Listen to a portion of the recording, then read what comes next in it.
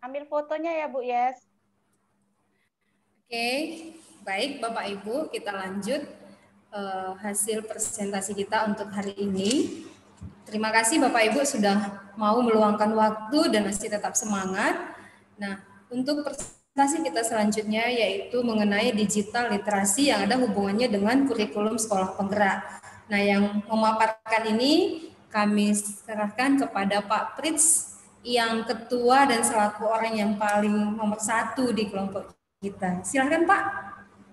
Ya, terima kasih kepada Ibu Fitri.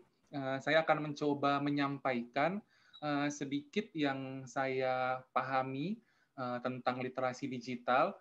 Sumbernya sebagian dari modul kita, nanti akan saya perlihatkan juga kepada Bapak Ibu modul kita tentang literasi digital. Sebagian saya ambil dari materi-materi lain. Jadi kalau kita berbicara Bapak Ibu tentang literasi digital, pastinya kita berbicara mengenai suatu hal yang sangat penting di era modern saat ini. Ketika teknologi digital telah merambah ke hampir seluruh bidang kehidupan kita, literasi digital sangat kita butuhkan. Kenapa? Karena literasi digital itu sangat penting supaya kita bisa memetik manfaat dari keberadaan teknologi digital. Tanpa literasi digital, maka kita akan kehilangan kesempatan untuk mencapai kemajuan, mencapai perbaikan yang sebenarnya bisa didatangkan, bisa dibawa oleh teknologi digital. Nah, sebelum kita memulai materi kita hari ini, Bapak Ibu, saya punya 2 pertanyaan reflektif, Bapak Ibu, mungkin nanti bisa dijawab di Microsoft Word mungkin, kemudian filenya bisa dikirimkan ke grup kita. Yang pertama, dari skala 1 sampai 10, bagaimana kira-kira Bapak Ibu menggambarkan penguasaan teknologi digital yang telah dimiliki. Kemudian yang berikutnya, 3 aplikasi apa yang paling sering Bapak Ibu gunakan untuk mendukung pembelajaran di kelas maupun secara daring. Nah, dasar pemikirannya seperti sudah saya sampaikan sebelumnya, literasi digital penting karena teknologi digital telah tersebar luas, namun masih banyak orang yang belum dapat memanfaatkan teknologi ini secara produktif.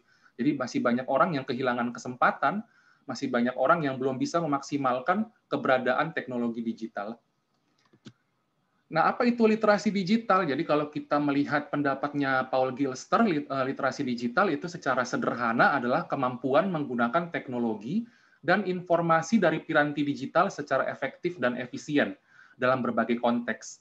Kalau kita mungkin konteksnya secara akademik, tapi kita juga bisa gunakan teknologi digital untuk menunjang karir kita maupun kehidupan kita sehari-hari. Nah, beberapa aplikasi yang mungkin sudah akrab dengan keseharian Bapak Ibu selaku guru, kalau selama masa pembelajaran daring mungkin kita akrab ya Bapak Ibu dengan learning management system seperti Google Classroom. Kemudian untuk kita mempersiapkan materi pembelajaran, kita sering menggunakan Microsoft Word. Kalau kita mengolah nilai peserta didik, kita gunakan Excel. Kalau kita mau menampilkan, memvisualisasikan materi pembelajaran kita secara menarik, kita akan menggunakan PowerPoint. Nah, kemudian untuk menelusuri informasi supaya kita tidak monoton, tidak terpaku pada buku teks, supaya kita punya sesuatu yang baru yang untuk ditampilkan ke siswa, kita bisa gunakan YouTube dan browser untuk penelusuran informasi. Kemudian kita juga bisa buat meme mungkin Bapak Ibu, kita bisa buat poster atau buat komik untuk menarik minat peserta didik, kita sesuaikan dengan gaya belajar mereka, apakah visual, kinestetik, atau yang lainnya, kita sesuaikan, bisa kita buat media pembelajaran dengan menggunakan foto maupun video. Jadi mungkin ini sudah kita miliki keterampilan atau kecakapan untuk menggunakan aplikasi untuk melihat dan mengedit foto maupun video.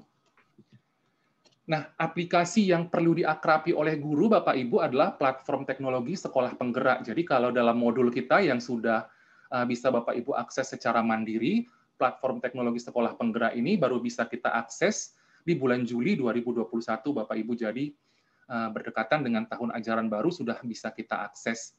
Nah, sebelum kita nanti bisa mengakses platform teknologi sekolah penggerak, tidak ada salahnya jika kita mencoba saat ini untuk mengaktifasi akun belajar.id.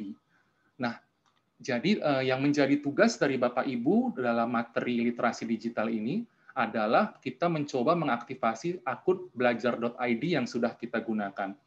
Nah, setelah Bapak Ibu nanti mengaktifasi akun, Bapak Ibu bisa men-screenshot akun Bapak Ibu, kemudian dikirimkan melalui link yang telah tersedia di grup WA.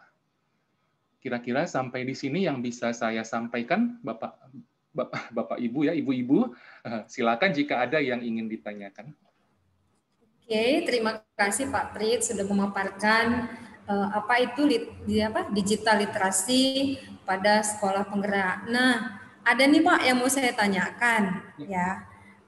Ya, ini kan terkenal dengan namanya era 4.0 ya. Ada hubungannya dengan digital tuh ya. Nah, pertanyaan saya Pak, di era 4.0 bagaimana kesiapan sekolah dalam menerapkan digital literasi? Terima kasih, Pak. Kalau kesiapan sekolah masih bervariasi ya, kalau menurut saya, Ibu Fitri, pastinya kesiapan sekolah bervariasi karena kan kalau kita ingin menerapkan teknologi digital, kita ingin betul-betul beradaptasi dengan revolusi industri 4.0, bahkan yang sudah digaungkan, sekarang sudah sampai 5.0, kita membutuhkan koneksi internet, mungkin di situ keterbatasannya ya. Jadi masih bervariasi, tapi saya yakin ketika nantinya kurikulum sekolah penggerak sudah diterapkan secara bertahap, maka secara bertahap juga sekolah-sekolah akan mulai menerapkan digitalisasi di berbagai bidang, karena digitalisasi tidak boleh kita hindari. Digitalisasi harus kita rangkul supaya kita bisa memperoleh manfaat sepenuhnya dari teknologi digital. Kan tidak mungkin kita selamanya tergantung pada pensil dan kertas, pencil and paper, kan kita juga harus beradaptasi dengan teknologi digital terbaru. Kalau menurut saya seperti itu, Bu. Yang artinya Bapak Ibu guru yang senior mau nggak mau harus belajar ya Pak ya. Siap nggak siap, suka nggak suka ya. Kita harus beradaptasi. Iya ya Pak. Tapi nggak maksudnya nggak hanya yang senior sih. Kita yang muda-muda juga pasti banyak yang memang belum memahami platform-platform pembelajaran yang memang yang banyak saat ini ya. Oke Pak, terima kasih. Bagaimana ibu-ibu yang lain? Saya mau nanya juga boleh? Bagaimana Pak Prince? Saya mau nanya juga boleh? Boleh, silakan Bu. Baik, terima kasih Pak, Bu. Ini Pak Fris, saya mengenai literasi digital ini Pak. Maaf kadang dulu udah belajar. Bu Yesi ya? Sebentar, agak turunkan sedikit kameranya, nggak mukanya yang nampak hanya bagian mata. Ya. Oke, ya, biar mantap gitu, nampak cantiknya.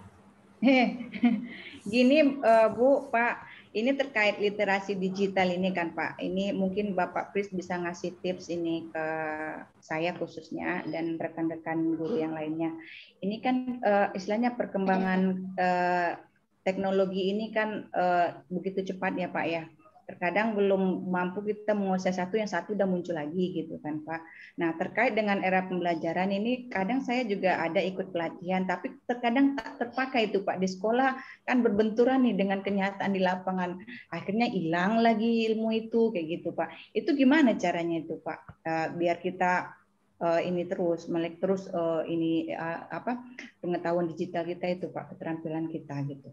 Kalau Pak Pris kan mungkin mobile terus. Kalau kita ini biar keren nih, saya coba juga Bu, yang itu aja loh payah kali Bu, katanya gitu Pak. Jadi kan ini pengen juga kayak gitu, kayak Pak Pris ini keren gitu kan ya.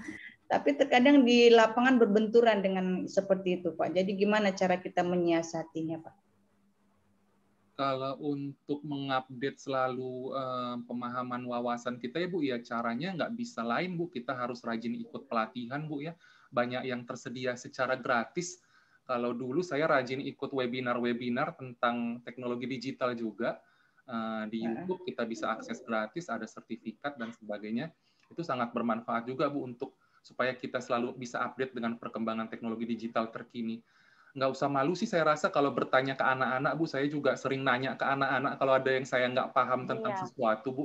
Zaman sekarang bukan hal aneh kalau anak lebih maju dan lebih banyak tahu ketimbang gurunya kan. Jadi kita nggak perlu malu nanya sama anak sih Bu, supaya kita juga bisa selalu tahu apa sih yang mereka butuhkan, apa yang lagi happening bagi mereka gitu. Jadi contoh-contoh dalam pembelajaran kita juga jangan contoh-contoh yang itu-itu saja Bu. Mungkin kalau kita membahas perubahan sosial, nanti kita bisa kaitkan dengan keberadaan YouTuber gitu. Jadi kita jangan ngomongnya perubahan sosial itu pembangunan jalan, tol, jembatan, itu aja. Kita bisa ngomong tentang fenomena YouTuber gimana sih, perubahan seperti apa gitu, besar atau kecil, struktural atau proses dan sebagainya.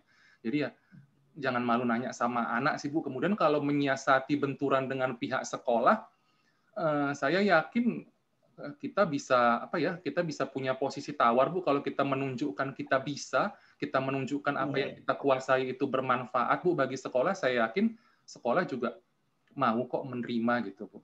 Tergantung cara kita menyampaikannya saja Bu, bukan dengan paksaan tapi kan dengan kita berikan pengertian. Nah, ini akan buat kita jadi lebih baik Pak atau Bu gitu kan, saya yakin bisa berhasil gitu Bu. Oke, bagaimana Bu Yesi? Ya. Terima kasih Pak Fris, Bu Fitri. Bu Yesi. Sama Ibu. Oke. Bagaimana Pak Fris? Masih ada lagi yang mau disampaikan? Sudah Bu. Terima kasih atas waktunya Ibu-ibu. Terima kasih atas waktunya. Terima kasih Pak Fritz yang sudah memaparkan dan sudah menjelaskan bagaimana sebenarnya literasi digital itu, apalagi yang memang tuntutan untuk kurikulum sekolah penggerak. Ya, siap nggak siap memang harus kita jalani, mau nggak mau memang harus kita pelajari. Dan artinya sama seperti yang dibilang Pak Fritz tadi, jangan malu belajar sama anak-anak. Terkadang memang anak-anak jauh lebih pintar loh untuk update mengenai teknologi. Mereka lebih update daripada kita. Oke, terima kasih. Kembali kita lanjutkan ke Pak Fritz untuk Bu Christine. Apa Pak? Enggak jelas Pak. Saya yang tampilkan boleh Bu Christine atau Ibu mau dijadikan host? Ibu aja. Aku mau jadi host aja. Iya, boleh.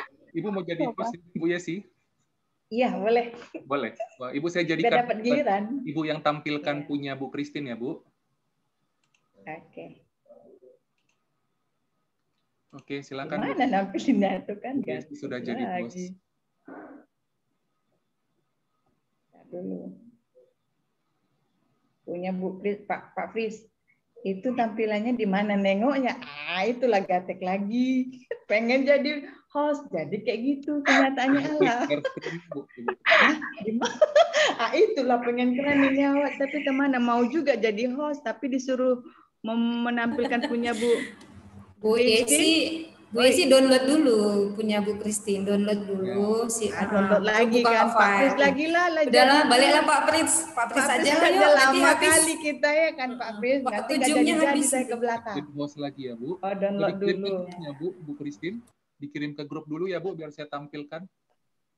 Oke Pak. Tadi sudah dikirim kayaknya. Belum Bu. Sudah Pak. Sudah saya kirim di grup. Iya. Ya, Bu. Yang terakhir ya Pak. Ini ya Bu ya. File yang terakhir ya Pak. Ya. Bentar ya Bu. Yang terakhir Pak, yang terakhir. Oke Bu. Oke, profil pelajar Pancasila. Silakan Bu. Baik, selamat sore Bapak dan Ibu yang saya cintai. Sore ini kita bertemu di presentasi saya, yaitu presentasi yang terakhir dari kelompok 1. Saya akan mengangkat mengenai profil pelajar Pancasila.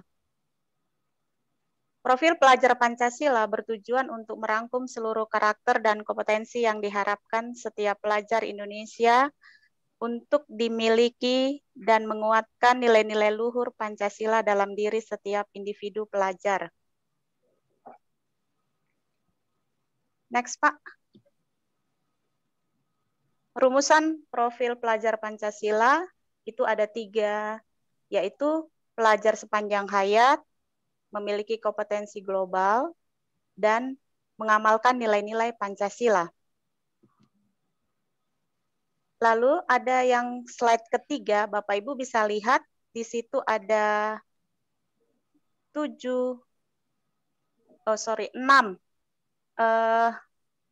profil pelajar Pancasila, yaitu beriman dan bertakwa kepada Tuhan Yang Maha Esa, berkebinekaan global, bergotong royong, kreatif, bernalar kritis, dan mandiri.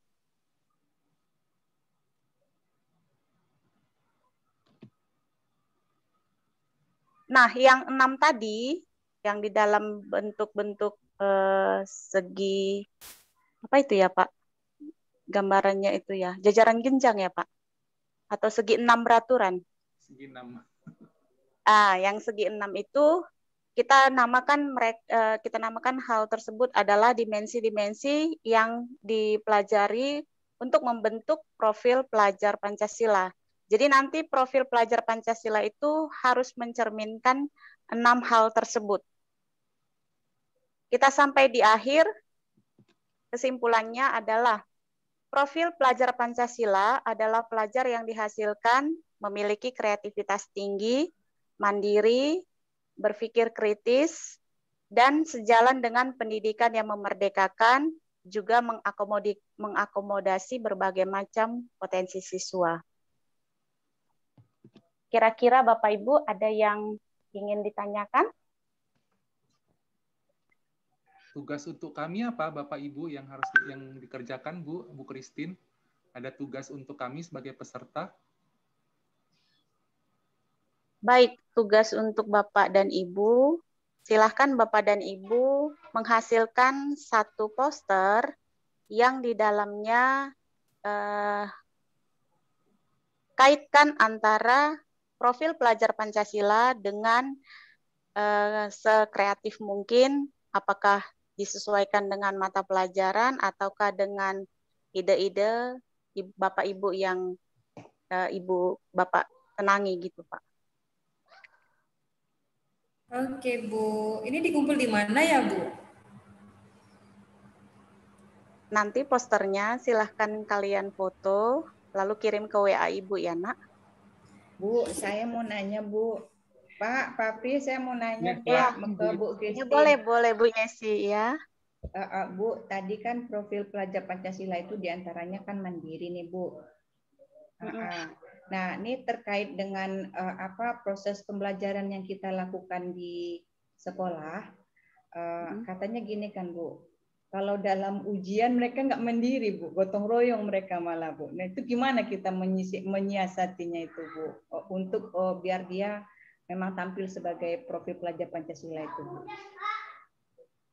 Baik, yang bisa Ibu lakukan, yang pertama Ibu harus bisa membangkitkan rasa percaya diri dari peserta didik kita bahwasannya apa yang dia perbuat hari ini, yang dia sesuaikan dengan kemampuan dia itu akan menjadi pengalaman berharga buat anak didik ke depannya. Lalu yang kedua, selain Ibu memperkuat rasa percaya diri mereka, yang kedua tanamkan selalu sifat bahwasannya kemandirian itu nanti yang akan membawa mereka ke gerbang kesuksesan. Karena kita menuju gerbang kesuksesan itu nggak bisa bergandeng tangan, sama seperti kita mau ke surga. Kan nggak mungkin bergandengan tangan, Bu. Misalnya Ibu di luar, saya ikut ya Bu Yesi, kan gandengan tangan kan nggak dikasih Tuhan kita Bu sama-sama. Jadi kita sendiri yang mempertanggungjawabkan apa yang kita lakukan selama kita hidup di dunia, gitu Bu. Jadi itu yang sudah saya terapin ke anak-anak saya. Jadi saya bilang, memang betul nilai ujungnya itu adalah, ujung dari pembelajaran itu mereka mengharapkan nilai yang tinggi, tetapi itu bukan suatu jaminan bahwa kesuksesan itu diukur dari nilai mereka, tetapi bagaimana mereka bisa mengoptimalkan kemampuan mereka, daya pikir mereka, juga ide-ide kreatif mereka itu nanti yang bakal membawa mereka itu menuju apa yang mereka cita-citakan dan apa yang mereka harapkan, Bu. Begitu, Bu Yesi. Iya, Bu. Terima kasih. Kasih Bu Christine. Jawaban dan pemaparannya, Bu Christine, Bu Yesi, terima kasih atas pertanyaannya. Ibu-ibu yang lain, apakah ada yang ingin ditanyakan? Tidak ada? Ada, Pak. Nah, kalau tidak ada, kasih, Pak. Kalau tidak ada, inilah hasil diskusi, hasil presentasi. Jadi Pak, ya, Bu? Saya tambahin sedikit lagi. Profil pelajar Pancasila itu merupakan salah satu ciri keberhasilan dari sekolah penggerak, Pak. Jadi kalau sudah dihasilkan peserta didik dengan profil pelajar Pancasila, berarti sekolah penggerak, kurikulum sekolah penggerak itu sudah berhasil diterapkan di sekolah itu, Pak. Iya, siap, Bu. Jadi kalau tidak ada yang ingin ditanyakan lagi, kita serahkan ke Ibu Fitri untuk mengakhiri diskusi dan presentasi kita hari ini dari kelompok 1. Oke, terima kasih Pak Pris. Baik, terima kasih Bapak Ibu yang sudah memaparkan atau mempresentasikan hasil dari modul yang Bapak Ibu pahami selama kita belajar mengenai kurikulum sekolah penggerak. Nah, mudah-mudahan ilmu yang kita dapat selama ini dari fasilitator kita, Pak Marsudi, dapat kita terapkan nantinya di sekolah kita masing-masing pada tahun ajaran baru. Dan keinginan hati habis kita pelatihan ini masih adalah diskusi di antara kita masing-masing, siapa tahu ada kendala atau apapun yang kita hadapi di sekolah kita. Jadi artinya sama-sama berjalan supaya ketercapaian ataupun cita-cita Bapak Menteri Nadiem mengenai profil pelajar Pancasila ini boleh diterapkan di sekolah masing-masing. Oke, terima kasih Bapak Ibu buat kerjasamanya dan terima kasih juga buat waktunya mau sore ini kita menyelesaikan tugas kita. Terima kasih. Salam sehat Bapak Ibu. Salam sehat Bu. Terima kasih Ibu. Oke, udah bisa kita live ya Pak. Silakan Ibu. Ya. Izin live Bapak Ibu. Ya, saya juga